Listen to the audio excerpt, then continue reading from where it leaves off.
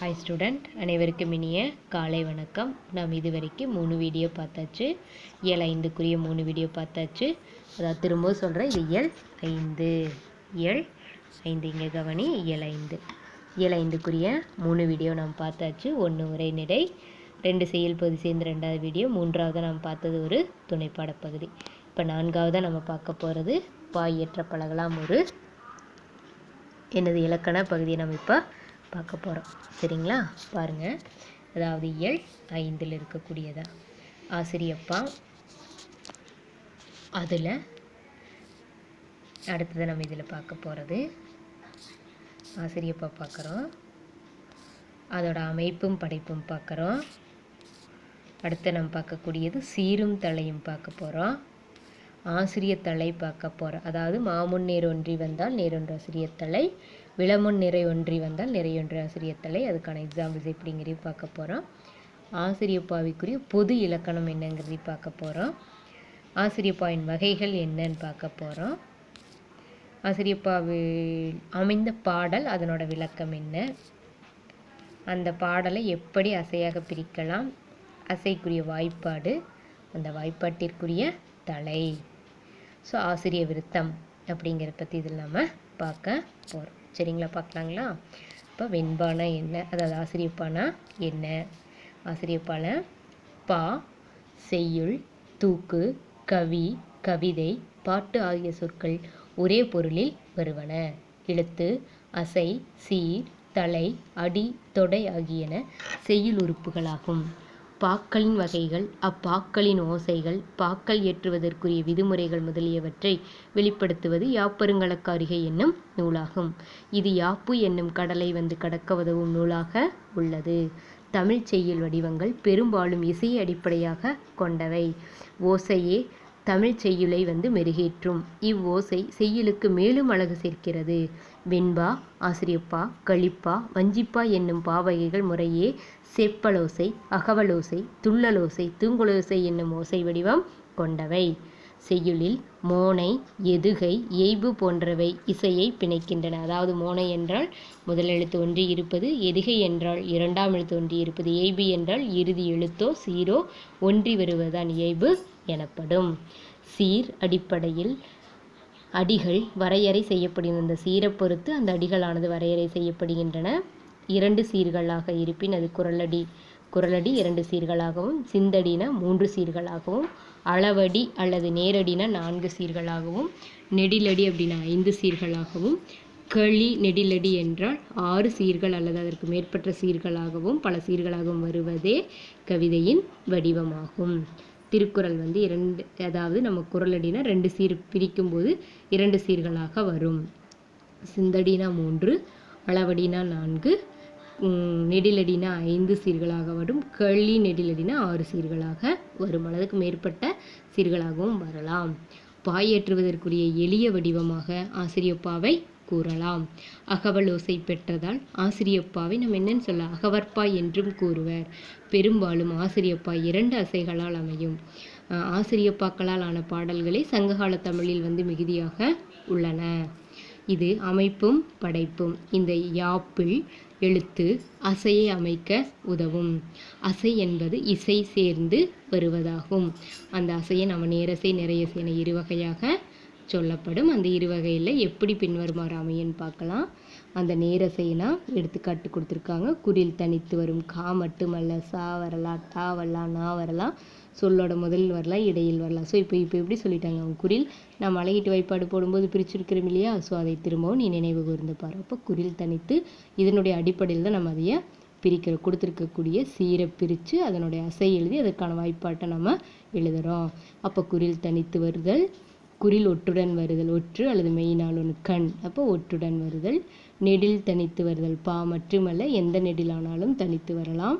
அதோட ஒற்று வருதல், நெடிலுடன் ஒற்று வருதல். இந்த ரூல்ஸில் வந்துச்சுன்னா அது நேரசை. குறில் தனித்து வரலாம், குறிலுடன் ஒற்று வரலாம், நெடில் தனித்து வரலாம், நெடிலுடன் ஒற்று வரலாம். சரிங்களா? நெடில் வந்து குறில் வராது. நெடில் தனித்து மட்டும். குறில் வந்து நெடில் வரலாம், ஆனால் நெடில் வந்து குறில் வராது. அடுத்தது நிறையசைனா எடுத்துக்காட்டு 2 குறில் இணைந்து வருதல். அ, கா. இருகுறில் இணைந்து ஒற்றுடன் வருதல் அகம், அதாவது இம் என்ற மெய் சேர்ந்து வருகிறது. குறில் நெடில் இணைந்து வருதல், குறிலும் நெடிலும் வரலாம், ஆனால் நெடில் குறில் வராது. இரு குறில் நெடில் இணைந்து ஒற்றுடன் வரலாம். 2 குறில் வரலாம், இரு குறிலோட ஒற்று வரலாம், குறில் நெடில் வரலாம், குறில் நெடிலோட ஒற்று வரலாம். இது ரூல்ஸு. இந்த ரூல்ஸை வச்சு நம்ம ஒவ்வொரு இதையும் பிரிக்கணும். சரிங்களா? இது அமைப்பும் படைப்பும். அடுத்தது நம்ம பார்க்க போகிறது சீர் ஒன்றின் அசை பிரித்தல். தனி மெய்யெழுத்து வந்தலோ 2 மெய்யெழுத்துக்கள் இணைந்து வந்தாலோ அசையாக கணக்கில் எடுத்துக்கொள்ள கூடாது. அந்த சீரொன்றோட அசை பிரிப்பில் தனி மெய்யெழுத்து வந்தாலோ 2 மெய்யெழுத்துக்கள் இணைந்து வந்தாலோ நம்ம அசையாக கணக்கில் எடுத்துக்கொள்ள கூடாது. எடுத்துக்காட்டு ஆள், ஆ நெடில் இல் கொடுத்துருக்காங்க. அந்த மெய்யெழுத்தை மறைச்சிட்டு நம்ம பார்த்தா ஒரே ஒரு எழுத்து இருக்குது. ஸோ அது நேரசை, இரு மாத்திரை அளவே கொள்ள வேண்டும். இல் அழகு பெறாது, இல்லை எடுத்துக்க கூடாது. நெடிலுங்கிறதுனால 2 மாத்திரை அளவு. இகழ்ச்சி நிறையசை, அப்போ இல் இச்சுன்னு இருக்குது. அந்த இதை பிரிக்கும்போது 2 மெய்யெழுத்து இருக்கு இல்லையா, அதை மறைச்சிட்டு நம்ம பார்த்தோம்னா இ கா, அப்போ 2 எழுத்து இருக்குது, அதை நிறையசைன்னு சொல்கிறோம். அப்போ அதுக்கு 2 மாத்திரை அளவே கொள்ள வேண்டும். இல் இச்சை நம்ம எடுத்துக்கொள்ள கூடாது. அடுத்து சீரும் தலையும் பாருங்கள். அசைகள் சேர்ந்து அமைந்தால் சீர் பிறக்கும். அசைகளெல்லாம் சேர்ந்து அமைந்தால் நேரசையாக நிறையசை, அந்த அசைகள் சேர்ந்து அமைந்தால் சீர் பிறக்கும். இப்போ இந்த ஆசிரியப்பாவிற்குரிய சீர் என்னவா இருக்கும்? இயற்சீராகும். இதனை ஆசிரிய உரிச்சீர் என்றும் கூறுவர். ஆசிரியப்பாவிற்குரிய சீர் என்ன? இயற்சீர். அதனை என்னன்னு சொல்லலாம்? ஆசிரிய உரிச்சீர் என்றும் கூறுவர். தேமா புளிமா ஆகிய இரண்டும் நேரீற்று ஈரசை சீர்களாகவும், கருவிலம் கூவிலம் ஆகிய இரண்டும் நிறையீற்று ஈரசை சீர்களாகவும் வரும். நல்லா கவனி. நேர் தேமா, நிறைநேர் புளிமா, இந்த ரெண்டும் நேராக இருக்கிறதுனால நேரீற்று ஈரசை சீர்களாகவும், கருவிலம் கூவிலம் விலம் வந்திருக்கு, இந்த இரண்டுமே நிறையீற்று ஈரசை சீர்களாகவும் வரும். எனவே ஆசிரிய உரிச்சீர்கள் 4 வகைப்படும். வெண்பாவிற்குரிய தேமாங்காய், புளிமாங்காய், கருவிலங்காய், கூவிலங்களாகிய நேரீற்று மூவசை சீர்களால் அமைந்த காய்ச்சீர் ஆகியவை கலந்தும் பெறலாம். இங்கே எக்ஸாம்பிள்ஸ் கொடுத்துருக்காங்க இல்லையா? நேர் தேமா, நேர் புளிமா. மாமுன் மாச்சீர் பெற்று வருது. நிறை கருவிலம், நேர் கூவிலம், விளச்சீர் பெற்று வருது. அதனால் இது இயற்சீருன்னு சொல்கிறோம். திரும்ப இன்னொன்று 3வது சீரை பிரிக்கும்போது சீரை பிரித்து அசை எழுதுறோம் இல்லையா? அப்போ 3 அசை நேர் வருது. தேமாங்காய், நேர் புளிமாங்காய், நேர் புளிமாங்காய், நிறை நேர் கருவிலங்காய், நேர் கூவிலங்காய். இது காய்ச்சீர். இது மாச்சீர் விளச்சீர் நம்ம இயற்சீர்னு சொல்கிறோம். இதைய காய்ச்சீர்னு சொல்கிறோம். விளங்குதா? மூவசை சீர்களாக அமைந்ததை காய்ச்சீர்னு சொல்கிறதுனால இது காய்ச்சீர்.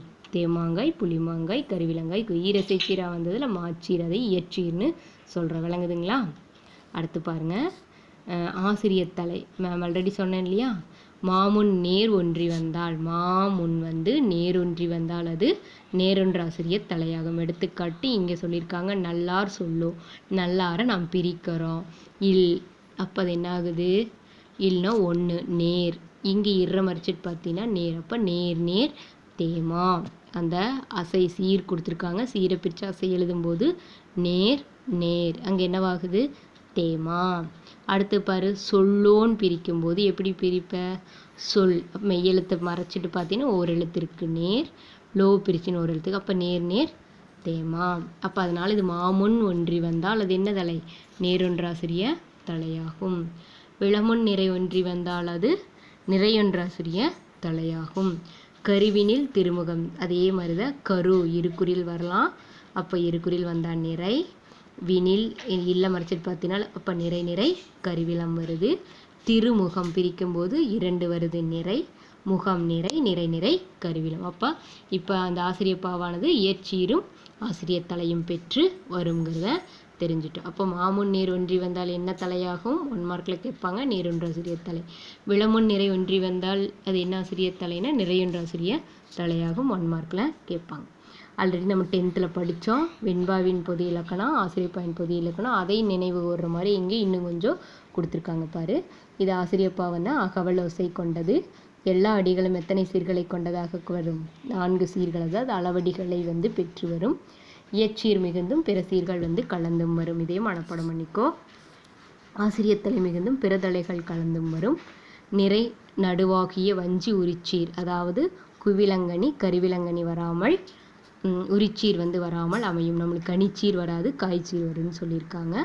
இறுதி அடியின் இறுதி எழுத்து பிற எழுத்தால் முடியும் என்றாலும் ஏ என்று முடித்தல் ஏ என்னும் எழுத்தால் முடிவது சிறப்பு. அப்போ அதாவது ஏகாரத்தில் முடிவது சிறப்பாகும்.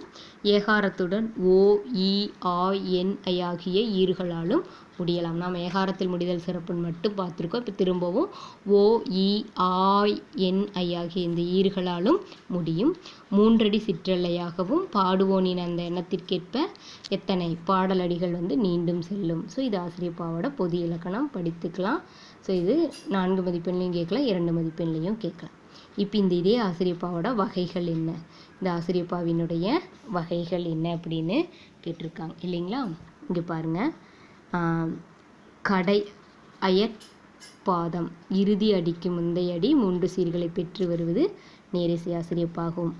மற்ற அடிகள் 4 சீர்களை பெற்று வரும் நேரிசை ஆசிரியப்பா. அடுத்தது பார்க்க போகிறது இணைக்குரல் ஆசிரியப்பா. அதுக்கடுத்து நம்ம பார்க்க போகிறது நிலைமண்டில ஆசிரியப்பா. அதுக்கடுத்து நம்ம பார்க்க போகிறது அடி மரி மண்டில ஆசிரியப்பா. இந்த ஆசிரியப்பாவில் இந்த 4 வகைகளை நாம் பார்க்க போகிறோம் சரிங்களா.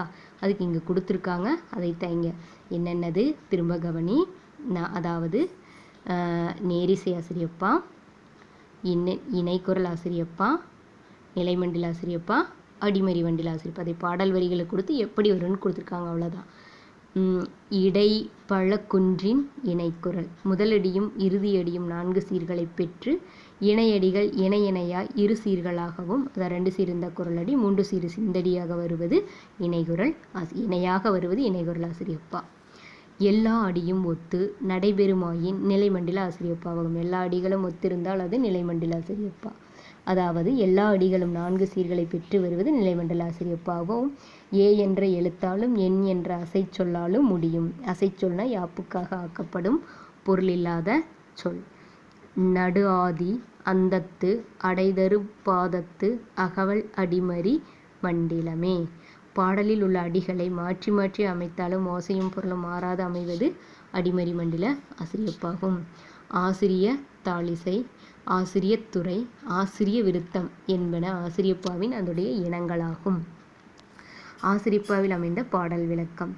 தமிழ்கவிஞர் பலர் ஆசிரியப்பாவால் எழுதியுள்ள பாடல்களில் ஆசிரியப்பாவின் இலக்கணங்களை கண்டறிந்து பயிற்சி பெறலாம். வாழிய செந்தமிழ், வாழ்க நற்றமிழர், வாழிய பாரத மணி திருநாடு, இன்றமை வருத்தும் இன்னல்கள் மாய்க, நன்மை வந்தெய்துக, தீதெல்லாம் நலிக. பாரதியாரின் இப்பாடல்கள் ஒவ்வொரு அடியும் 4 ஈரசை சீர்களால் அமைந்து இடையில் காய்ச்சீராகிய மூவசை சீர்களை பெற்று வந்த ஆசிரியப்பாவாகும். இதை கவனித்து பார்க்கணும்.